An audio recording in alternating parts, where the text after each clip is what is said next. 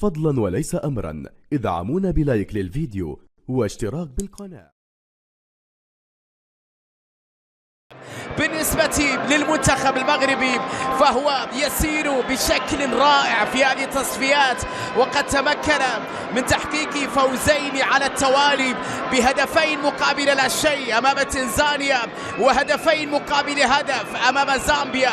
لذلك يبحث اليوم عن الانتصار الثالث على التوالي والاستمرار في صدارة هذه المجموعة.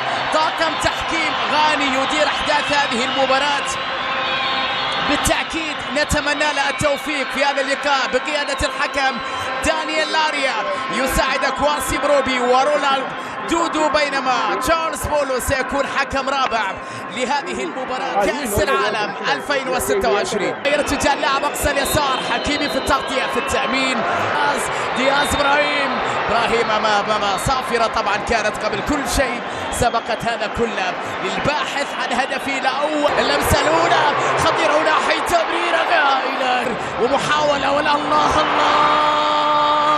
يا إلهي، لوحة فنية جمسة أمامية. أوناحي مر أوناحي جميلة من أوناحي باليمنى ولا أروع عز الدين يا جماعة، ينصر دينك. أي كورة، أي مهارة، أي روعة، أي متعة، أي إبداع، أي أوناحي.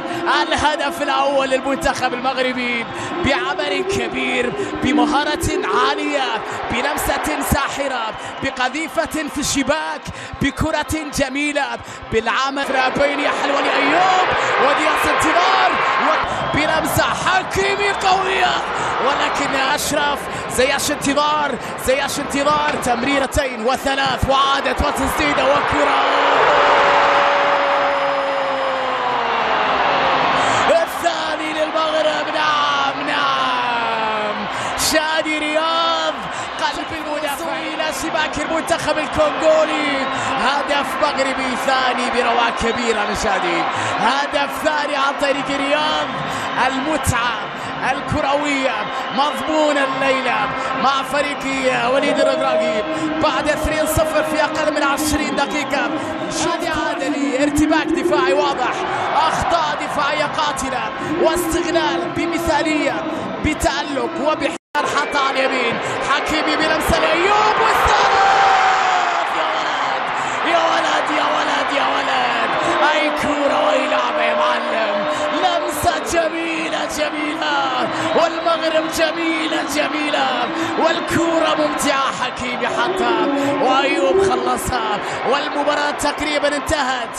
في هذه اللحظات انتهت لأنه كل شيء تقريبا حسم ب3 نقاط ثمينة واستمرار صدارة واستمرار تألق. حكيمي حط كورة كبيرة، أشرف حط اللمسة، عمل الأسيست. وانتم الكونغو برازافيل ومحاولة عن طريق بيليه، لمسة ياسين عطية الله عرضية لكنها جاءت بالقليل من الكرات الخطيرة. طويل الكرة خلف المدافعين في انتظر، والفرصة متاحة في هذه التسديدة خطيرة، لكن إلى زياش باليسرى قوية، لكن عند الحارس إبراهيم دياز يغسل الكرة.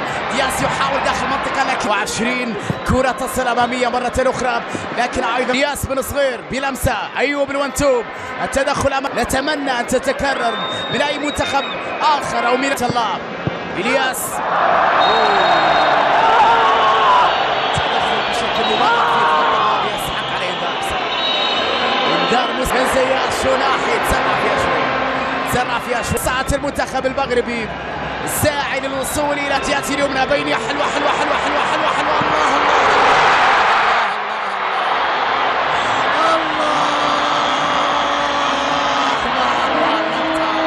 ما أجمله من هدف، ما أجملها من لعبة سيمفونية كروية مغربية. عنزونا يلعب كرة عرضية خطيرة لكنها في يد ياسين.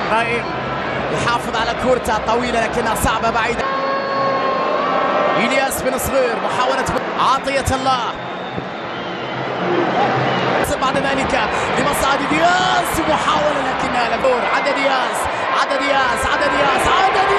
ليغامولا محاولة خطيرة لكن التغطية لا يرى. حكيم يكسب خطأ. عين الإماراتي طويلة الكرة، محاولة لكن ياسين شرف تتبرر الكرة، بعد ذلك أمامية حلوة بالراس. الله اللقطة والخماسية جميلة والكرة جميلة وهدف رائع للمنتخب المغربي. الله على الكرة، وناحي عز الدين، كم عندي عز الدين، كم عين عندك يا عز الدين، ما شاء الله كم عين عندك يا وناحي. أي نظرة هذه يا وناحي، أي تمريرة يا وناحي. وطبعا أيوب في منطقة الجزاء يعرف كل سنتيمتر في المرمى، يعرف كل الطرق المؤدية إلى المرمى، لعبها بحس تهديفي عالي. التمريرة أجمل من هدف، ولا تدخل وبعد ذلك لقطة جميلة بالاحترام. أيضا هذه كرة لمصلحة المنتخب الكونغولي، لمسة ولسبيان رحيمي بتسديدة. الله مروان رحيمي يا عيني رحيمي. سفيان الكبير يسجل السادس، اللعبة الأولى، اللمسة الأولى، الهدف كان غير عادي، اللقطة كانت غير عادية، النهاية كانت غير عادية.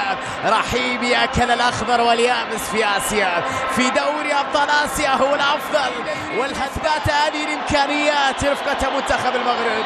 دخول بارع مولا بين يمين مولا خطيرة وفرصة واعية لكونغو برازيل في هذه المباراة. كرة في القائم الثاني، يتقبل هذا التغيير بروح عمولو. جانبولا حطها خطيرة لكنها مرت. كرة على اليمين خطيرة خباش، لكن التغطية بينية وسفيان يوسف والسري مستحيلة. هذه لقطة مستحيلة، هذه فرصة لا تضيع، هذا هدف سابع.